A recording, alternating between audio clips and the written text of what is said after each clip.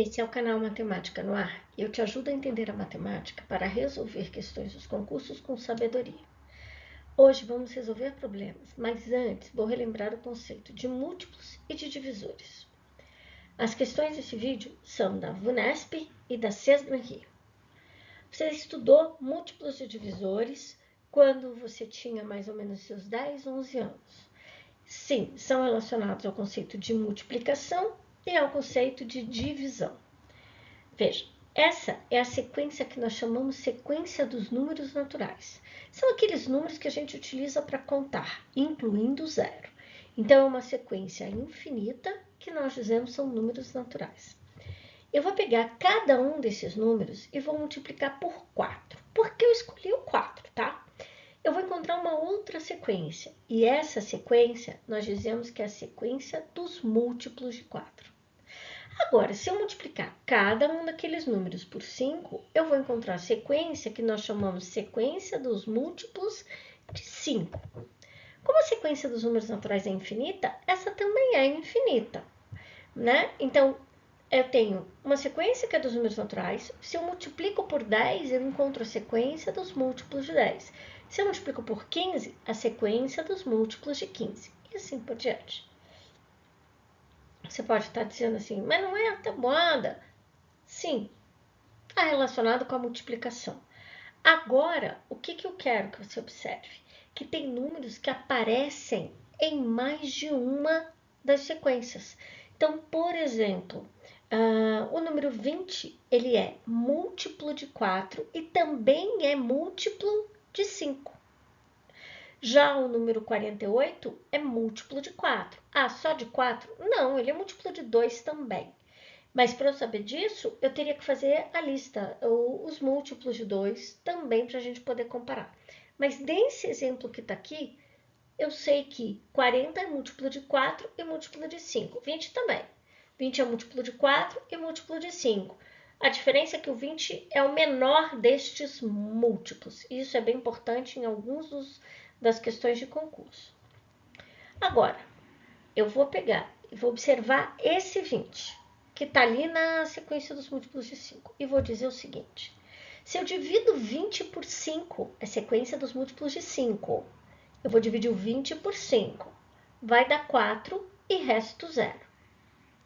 Isso que significa que esse número 20 é o múltiplo de 5, mas ao mesmo tempo eu posso dizer que 5 é divisor de 20. Agora eu vou pegar o 40. Estou na sequência dos múltiplos de 5. Vou pegar o 40, vou dividir por 5. O que acontece? Isso me dá 8 e resto 0. Importantíssimo esse resto ser 0. Então, eu posso dizer também que o 5 é divisor de 40. Agora, trouxe mais duas aqui para a gente finalizar. 4 é divisor de 28. Por quê? Porque se eu pegar o 28 e dividir por 4, vai dar um número que não me interessa muito, mas o resto vai ser 0. Agora, 4 não é divisor de 38. Por que o 4 não é divisor do 38? Porque se eu dividir o 38 por 4, não vai dar um número natural com resto 0. Entendido?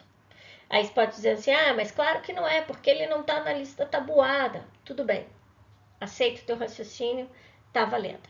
Então, aqui a gente retomou o conceito de múltiplo, que você vai pegar a sequência e vai sempre multiplicar por aquele número. Você encontra os múltiplos. E o divisor? Você pega aquela sequência, ou o número que você quiser, enfim, e tenta dividir pelo número. Se der um número natural e resto 0, ele é divisor, tá bom? Nós vamos usar esses dois conceitos aí de uma forma um pouco diferente, porque a questão, o elaborador da questão consegue dar um nó na nossa cabeça. Mas vamos lá. Marcos dispõe de 3 caibros de madeira, todos com a mesma largura e com comprimentos de 1,2 metros, 1,5 metros e 2,4 metros, respectivamente. Deverá dividir esses caibros em pedaços, todos do mesmo comprimento, mantendo a largura original, de modo a obter pedaços com o maior comprimento possível. Feitas as divisões, nas condições especificadas, Marcos obterá no total tantos pedaços. Eu sempre falo aqui que o ideal é você tentar resolver sozinho. Mas se você não conseguir, assista parte da explicação, mas termine sozinho. Você vai adquirindo cada vez mais confiança para resolver.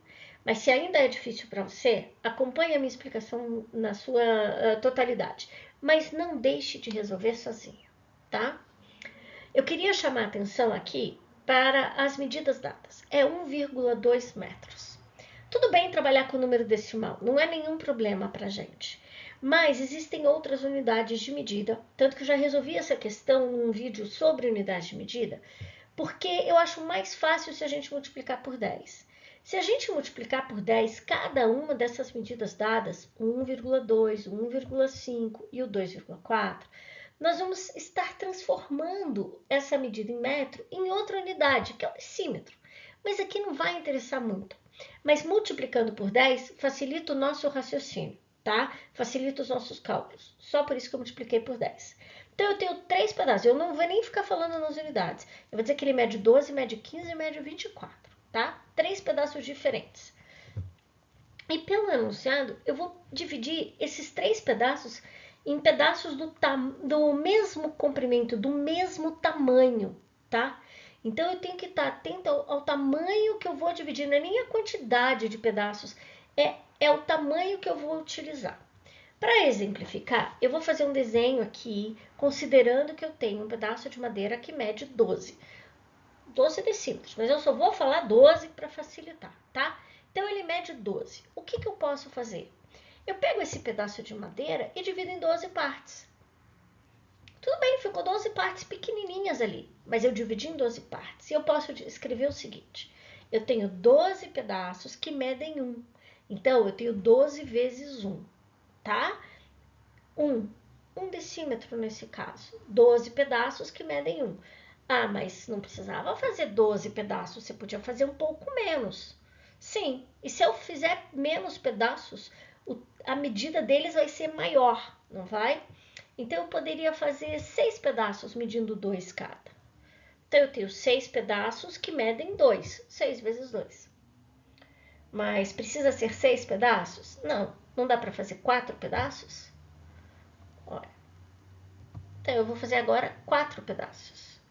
São 4 pedaços medindo 3 cada. Também vai dar 12. Ó, até dividir. 4 pedaços medindo 3 cada um.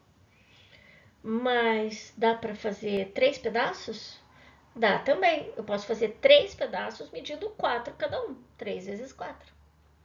E daria para fazer outros, eu não vou desenhar. Mas eu também poderia ter 2 pedaços medindo 6. E também poderia ter um pedação enorme medindo 12.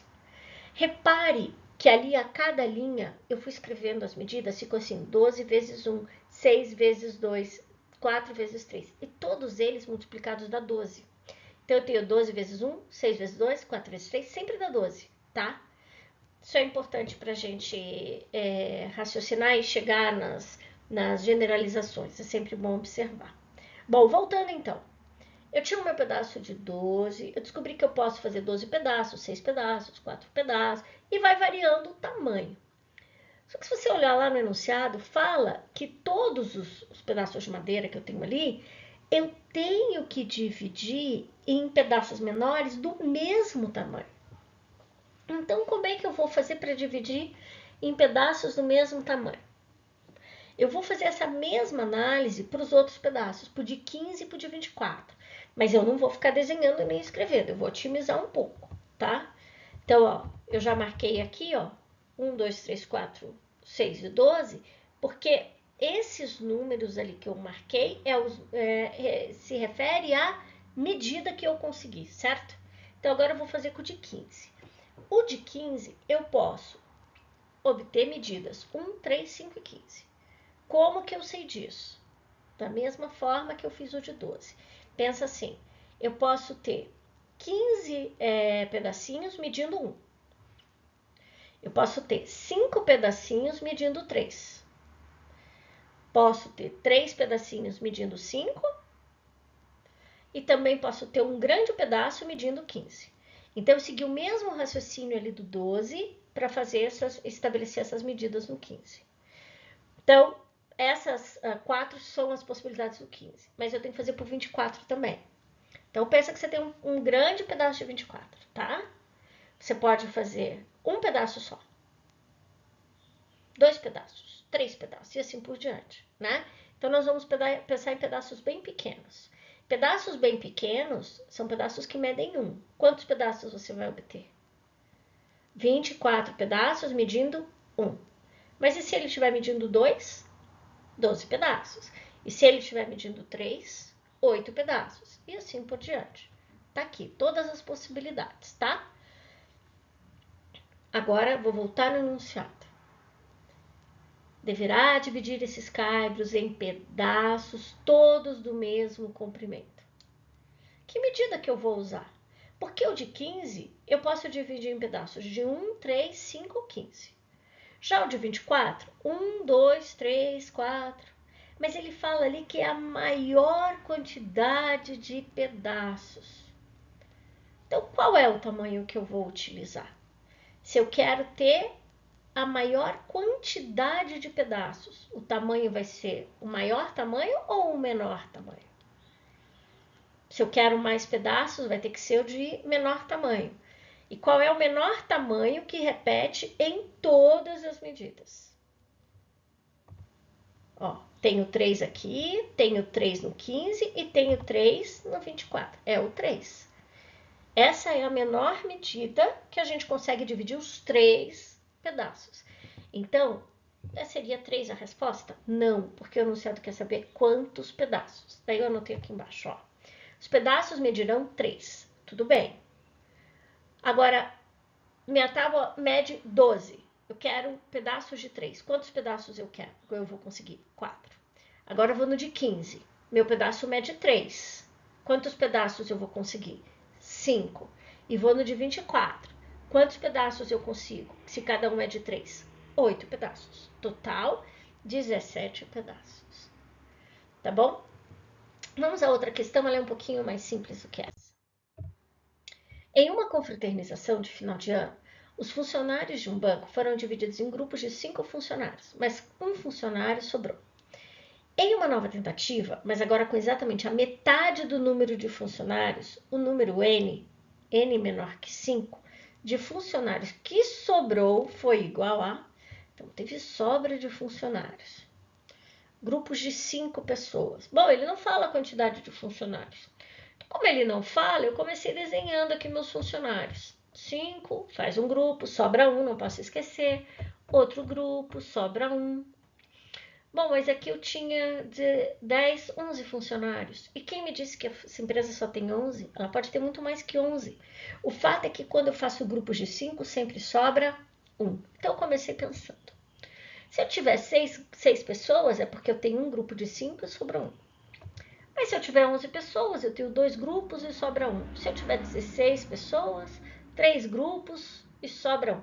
E eu poderia ficar aqui eternamente fazendo isso. E não ia concluir muita coisa. Mas tem uma informação ali importante. Em uma nova tentativa, mas agora com exatamente a metade.